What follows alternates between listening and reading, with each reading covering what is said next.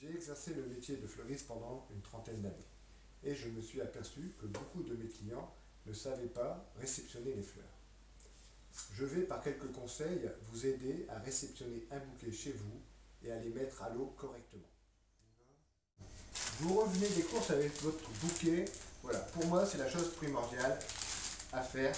Vous mettez vos fleurs coupées tout de suite à l'eau, c'est le plus important. Donc le choix du vase, l'eau propre, le sachet de produit dans l'eau, et là tout de suite vous commencez l'opération nettoyage des fleurs en les prenant une par une, en les séparant, en enlevant les feuillages indésirables, les fleurs fanées ou cassées, et vous séparez bien vos fleurs pour les avoir devant vous.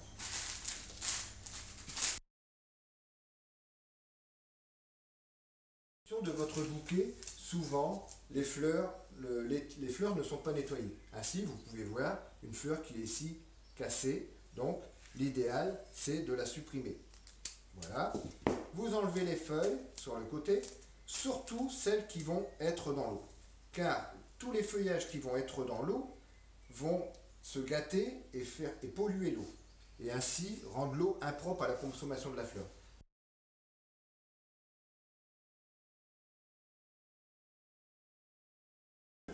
Un cutter, c'est un objet très tranchant qui va permettre de ne pas traumatiser les tiges et de faire une coupe parfaite en biais. D'un geste sur le devant, pour ne pas blesser personne, il va tracer un biais parfait. Et à ce moment-là, la durée de cicatrisation étant de 2 à 3 minutes, il sera impératif de la mettre sous l'eau rapidement. Il le place dans le vase. Voilà. Pour le particulier, c'est beaucoup plus difficile. D'abord, le cutter est très dangereux, il n'a pas ça sous la main et il travaille souvent avec les outils qu'il a chez lui, c'est-à-dire la paire de ciseaux ou au mieux un sécateur.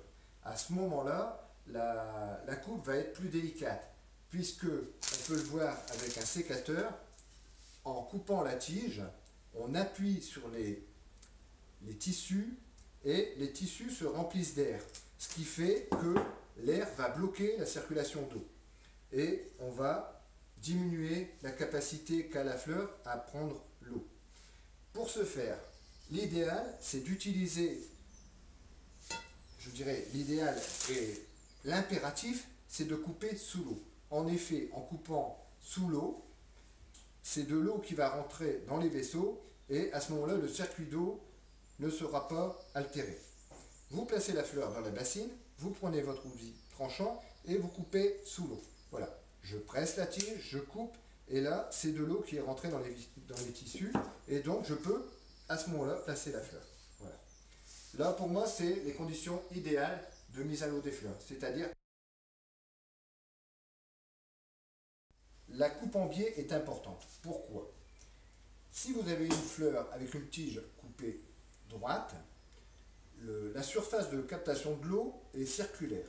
Si vous la coupez en biais, à ce moment-là, la surface de captation de l'eau est ovale et elle est augmentée. Donc vous augmentez la surface de captation de l'eau.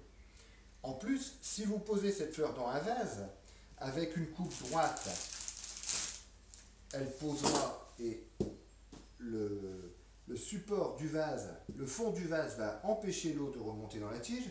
Si vous coupez en biais, à ce moment-là, le biais est encore accessible à l'eau librement.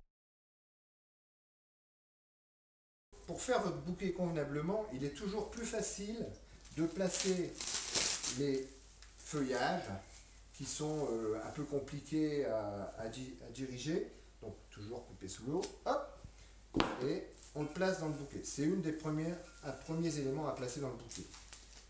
Puisque les tiges droites et non fourchues pourront pénétrer à l'intérieur de votre bouquet facilement.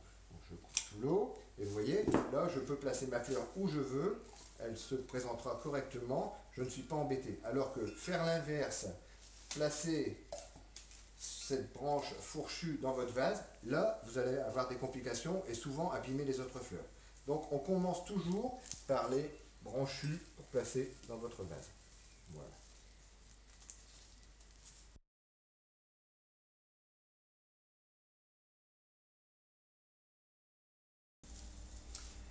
C'est un regard régulier que vous devez avoir sur votre bouquet, car votre bouquet va évoluer. Il va évoluer dans le volume d'eau. Vérifiez régulièrement qu'il y a encore de l'eau. Ce n'est pas nécessaire de changer l'eau tous les jours, mais de contrôler le niveau d'eau tous les jours, c'est très important. Vous regardez les fleurs qui évoluent, hein, les pétales qui tombent, les fleurs qui fanent. Vous voyez cette fleur-là, elle est un peu démolie sur le côté. Je vais la couper, elle détériore la qualité de mon bouquet. Voilà. Et après, je pourrais peut-être m'en resservir pour autre chose. Voilà. Donc, un contrôle tous les jours, niveau d'eau, c'est important. Dans la mise à l'eau des fleurs, quelquefois, on vous offre qu'une seule fleur. Et on prend un vase, souvent un vase étroit, style soliflore. Ce vase, par contre, a une contenance très faible. Donc, sur une journée, votre niveau d'eau peut être baissé et réduit à zéro. Et à ce moment-là, la fleur va faner par manque d'eau. Et en plus de ça, son équilibre va être très peu stable du fait de la légèreté du vase. Donc, surveillez votre niveau d'eau, je dirais presque 2 fois par jour. Pour moi, le soliflore idéal, c'est-à-dire un vase qui va tenir qu'une fleur, est ce type carafe, car là, on peut s'apercevoir qu'il y a un grand volume d'eau et la fleur pourra boire 2-3 jours s'il faut.